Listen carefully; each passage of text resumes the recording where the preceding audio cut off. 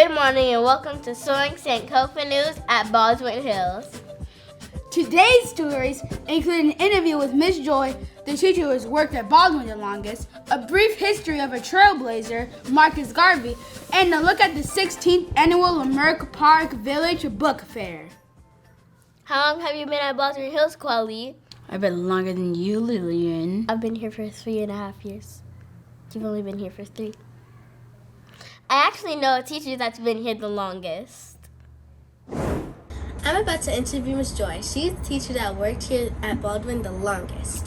Hi, Miss Joy. Hi, sweetie. How are you? I'm well. How are you? Fine. Thank you for asking. Thank you so much for joining me in this interview and coming to speak with me on Baldwin News. No problem.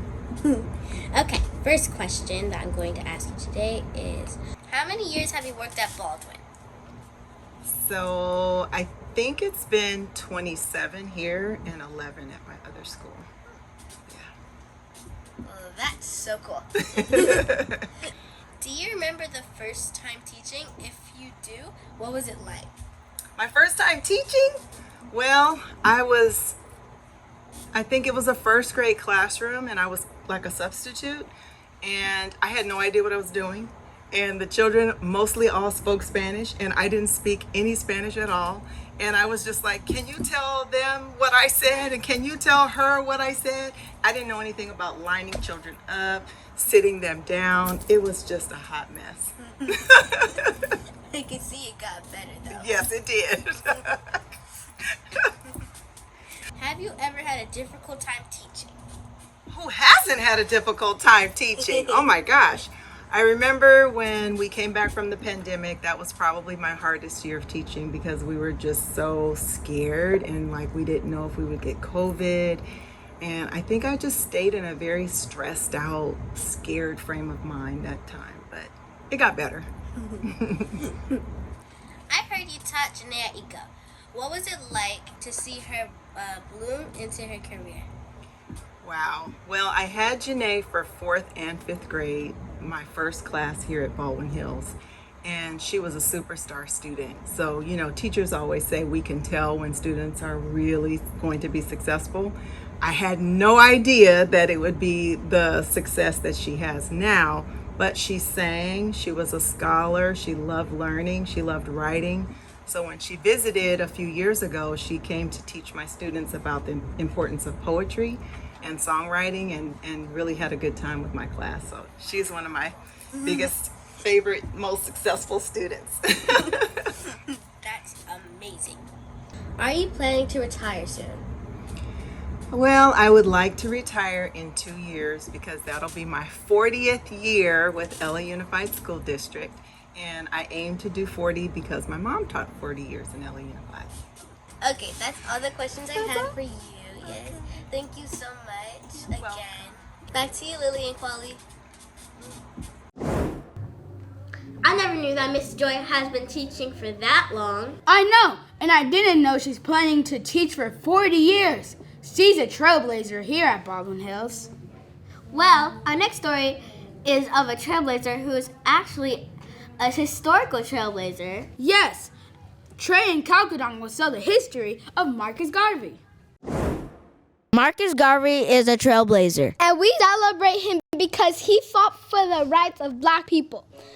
Marcus Garvey was born on August 17, 1887 in St. Ann's Bay, Jamaica. He was forced to drop out of school to help support his family at the age of 14. Garvey traveled to find work. He began to see black people in poverty and treated unfairly. This is what compelled him to learn about his history. He learned about the greatness of Africa, where we came from. He also learned how black people were shipped to the Americas and enslaved. They were not allowed to speak their language, and they could not practice their culture. He read a book by the great Booker T. Washington called Up from Slavery, and it inspired Garvey to make a change. So he started an organization called the UNIA, which stands for Universal Negro Improvement Association. The UNIA encouraged black people to own their own businesses in order to help black people establish power and to prevent them from relying on whites. They owned their own restaurants, schools, laundromats, grocery stores, and more.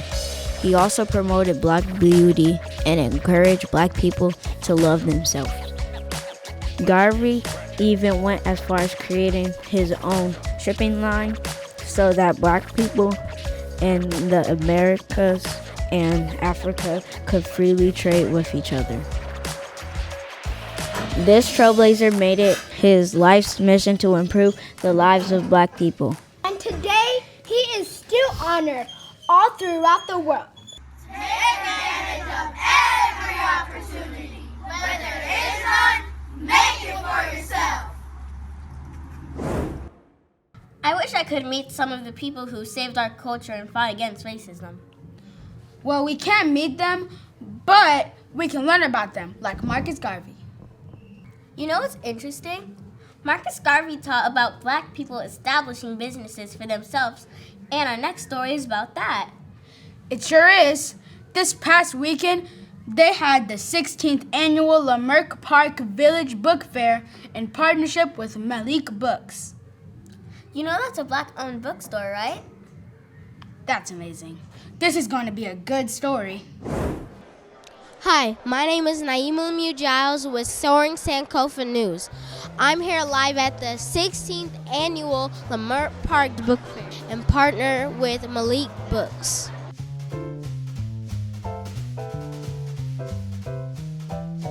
Immediately at this event, we saw Mr. Malik helping to host the book fair. We caught up with him for a quick interview. I'm live with Mr. Malik from Malik Books. So Mr. Malik, do you own the bookstore? I'm the founder and co-owner. What inspired you to open a bookstore with predominantly black books? I had a degree from USC, but I didn't have a knowledge of self. You see, you gotta love yourself to be yourself. You gotta know yourself to do what you need to be successful. And so it's important, and representation important. We need to grow up with pictures and books that look like us. And it wasn't a lot of books out there that taught me anything about myself. And so I opened a bookstore to make a difference in our community. That's what I'm trying to do. I'm a book active. I love what I do, and I'm here for you because why? Children are 100% of our future. It is always great to see black people enjoying literacy and inspired to read books that we can relate to. Omar Epps shared some insight into his artistry as an author. I'm here today with actor and author Omar Epps, known for films such as Higher Learning, most recently Fatal Affair, and my favorite, Love and Basketball. How are you doing today, Mr. Epps? I am doing well. How you doing? Doing well, thank you for asking. So your books are considered fantasy, but it also seems like realistic fiction because it touches some of the truth about the black community experience. Can you share why you decided to make a realistic fiction about the ups and downs of the black community? Absolutely, that's a great question. Well, initially, I just had an idea that I was really interested in. I didn't know it was young adult sci-fi. Like I didn't know it was that. So I just started exploring the idea from a natural perspective. And as the characters in the story were speaking to me, a lot of the parallels of the world we live in still existed 100 years from now, because a book takes place 100 years from now.